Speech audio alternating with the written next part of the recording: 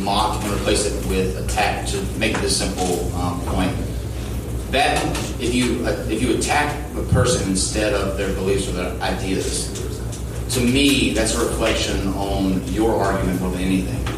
If you don't have the ability to take on the person's ideas or their beliefs, and you just have to go to either the person by making fun of them or whatever, it just shows that you yourself don't have a strong case against whatever that belief is. And it's important that you try to stay away from attacking the person, because all that's going to do is it's going to entrench them against you.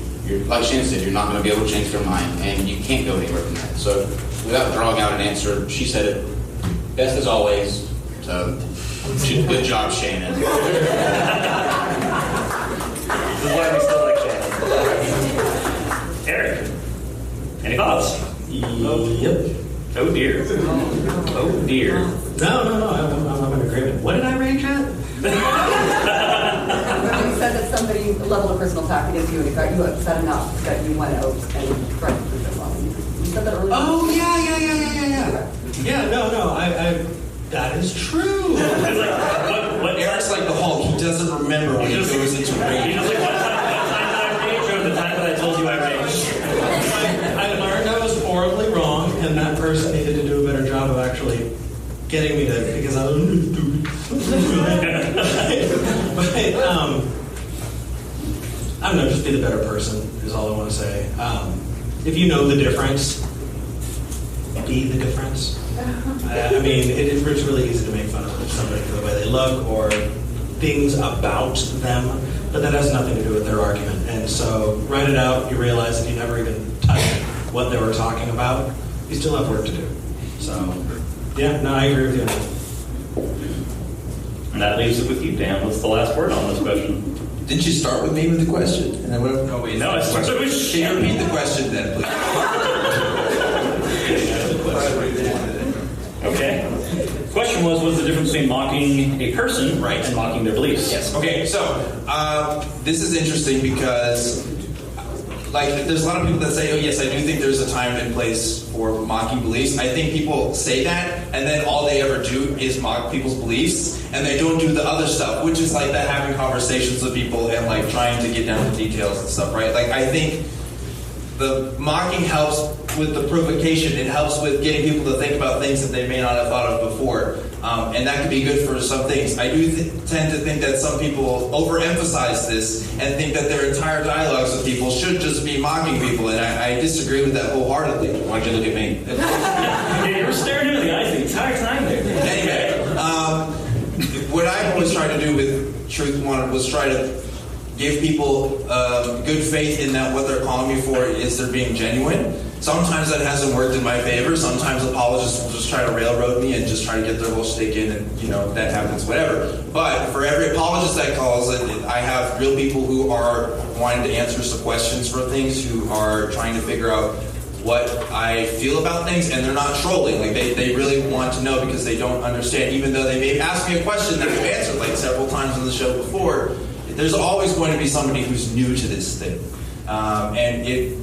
when we get comfortable with this stuff, and there's a whole atheist culture here that anybody outside the room wouldn't be able to understand. Like we're talking jokes about Matt Dillahunty and Arn and stuff, and it seems so basic to us now because we've been doing this for so long. But it's like, oh, there's always been people coming into this. There's always people who don't understand like Pascal's wager, like these ad hominem attacks and these basic kind of things. So I always seek to edify first. And mock if you can, but do it strategically, right?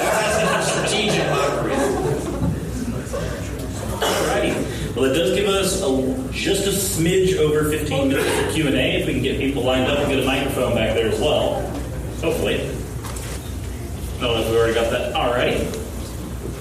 And just usual spiel, as concise as the questions could possibly be, and direct them to a speaker if possible. But we're actually doing decently well on time, so that's strange. This for Kyle. Concerning the conversations you cannot have or should not have, this may be a step sideways, but like the recent incident with Kate Smith, if anybody's not from the North America, you probably won't understand, but she was essentially deplatformed for the stuff she did back in the 30s. deplatforming, what do you see that as a positive thing, or do you see that as a step backwards? For whoever it might be. That's a tough question to answer because there's certain instances where people are actively putting out information that's harming people. Like you can take Alex Jones, for example. The information that he puts out there, like with Pizzagate, it led to somebody actively going and shooting up a pizza parlor. People like that push information that actively is going to get a pizza parlor shot up. I think that I can't feel bad for that person when they're deplatformed. Should we do deplatforming? Honestly, it's tough to answer that. I don't have a good answer for you. I think it depends on the circumstance. You have to take it by case. There's no answer that's going to fit all of it. I think you should work not to, and I think you should work to refute those bad ideas with good ideas. And I think that for the most part, people are able to see which ideas are good and which are bad. And I think that if you just keep the conversation going and open, you can defeat it that way. I think deplatforming should be a last-ditch effort. But yes, in some cases, it absolutely is necessary. This is for Kyle. As a debate moderator, what type of conversations do you think are more important? Conversations against ideas that are very obviously wrong, like, say, the flat Earth? Or debates where you have two equally valid opinions and you're trying to figure out which one is more valid? Definitely flat Earth. definitely the two valid positions. I don't think that you can realistically debate flat Earth. I think flat Earth, that is more so you're able to see into the mind of how conspiracy can affect some people, how it can take hold and just latch itself and make any basis in reality disappear. It's a look into the person's mind more so than that is a debate, because you can't debate the shape of the earth. It is a thank you. I always struggle over that word. But definitely when you have two positions that are equally valid and you're trying to get to the bottom of it, not only is that more interesting because it's a better conversation. You can't really have a good conversation with somebody that's saying they can disprove gravity because trees grow up.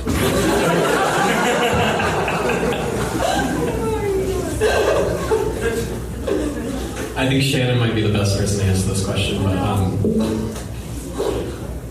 when you're having a discussion with somebody and they're throwing out sources and they can't tell the difference between like a credible source and a non-credible source, like, oh, well, what about this study that was done in 2010 that proved that you can see people's aura, like weird things like that, and they just don't get the difference. How do you handle that kind of? I asked them how they assess the methodology of the study that they're citing to me.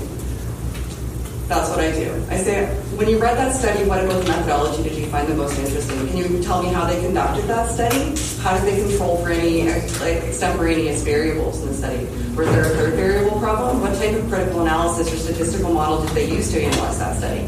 Most people won't answer that question because they didn't read the study. They read an article about that study and it already told us what they wanted to have affirmed. And when I go through the critical analysis with them of, okay, well, let's look at the methodology together. And if I present something, I'll go through the same favor with you. We'll look at the methodology and we'll see why it's solid. Everybody should look at research methodology because most people read the abstract and the conclusion of a study and they're like, nice, perfect, this says what I wanted to say, or this says something that I want to think about. If they read the study at all, most people will read an article about the study. That forces them into a position where they have to go, okay, maybe I'm not believing something because I thought about it. Maybe I'm believing something because it's what I heard and I wanted to hear it. That's how I do that. Thank you for the question. That was my first question. This question is for Kyle and Shannon, mostly. We talked about mocking the person versus the idea, but do you feel there's a point where either the idea is so outlandish or the person that you're talking to is such a bad actor, bad faith, that it's okay to mock them? And Kyle, you probably know who I'm thinking about. You're talking about age-wise? Minty. Oh. Brett. I wasn't aware we were allowed to curse like that. Yeah. Yes, absolutely. There was a guy that we had on one time that said that there was a fossilized dragon in the continent of Africa, all on the backside, and it was necessary because the continents at one time were stacked on top of each other like a hamburger. Dragon undressed hamburger. Now you laugh, but he is completely serious. He has over 600 videos on his channel where he's looking into. He's a flat earther, but he uses Google Earth, which is a globe. But he has over 600 videos that are actively looking at these things in detail. They're hours long where he's looking at these things, and he's convinced himself that he's seeing these shapes that aren't there. And this story just materializes with that. Yes, there are people who have such outlandish ideas that, I mean, I shouldn't like laugh and just lose my temper and go crazy. But at the time when you have somebody telling you that the continents were a cheeseburger that a dragon took apart and it was a place on the planet, you really can't help it sometimes. The internet is an amazing and terrifying place. Agreed. Okay, so I kind of want to know what all of you have to say, if that's all right. But how do you remain, like, calm and not get really mad? Patience is a virtue that I don't really have. But how do you remain, like, calm when in a discourse with somebody that's, like, really frustrating you? I drink a lot of it. So much. It's actually a whole lot easier than you think when, at least we're both in the same studio, and so we're looking at a camera with bright white lights all shining into our eyeballs, and then when we do see past that, we can see a studio audience, and nowhere in that is the actual person we're talking to. And because of that, it does kind of create this separation, and that separation helps us realize, oh, this conversation isn't for me. This conversation isn't for them. This conversation is for the people who are listening. And having that line of separation totally helps. I am not that nice of a person in real life. He is. He's actually super nice. I've never had a negative interaction with you, Eric.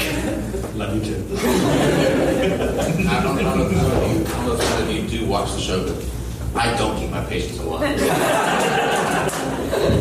Here's what I'll say. I think we often construe indoctrination with arrogance. I think people will say these kinds of talking points, and it's more offensive to us because we've done the legwork to know why something is BS or why something is wrong, what this person who's saying to us hasn't, right? And that's where a lot of that frustration comes, at least in the conversations I have. And when you just come to the understanding, like, oh, wow, in some ways, I'm privileged to be in the position that I am, because if it wasn't for voices like the people up here and the people who organize this conference, I wouldn't be as outspoken and I wouldn't have done the work and research that I need to get to where I'm at. But also to understand that the person you're talking to probably hasn't talked to somebody who is like you, or at least not publicly, right? Like, obviously there's a lot of atheists that are out there, but not all of them know a lot about these kinds of arguments, and not all of them are willing to have conversations with people, you know? And you may be the first person that they ever talk to you about something. And if that's the case with somebody who's having a conversation with me, if anything, I feel honored in that sense, because like, wow, I get to be the one to, not to explain why you're wrong, but to explain oh, well, here's actually why I might disagree with you, and here's why the people in this community might disagree because of X, Y, and Z. So you take it as an opportunity, right? Because having a discourse with someone is in general a good thing, right? Talking about ideas in general is good. So, take that as you will. Oh, sorry. Drinking wasn't really my answer. Well, it's like 30% my answer. 30% proof? Sometimes.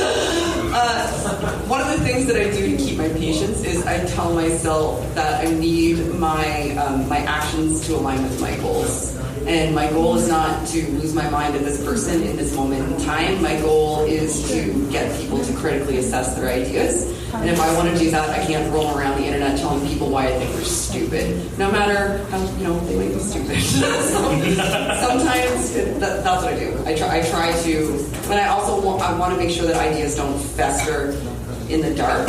and I don't further entrench people. So if my goal is to not further entrench somebody who might be a reparation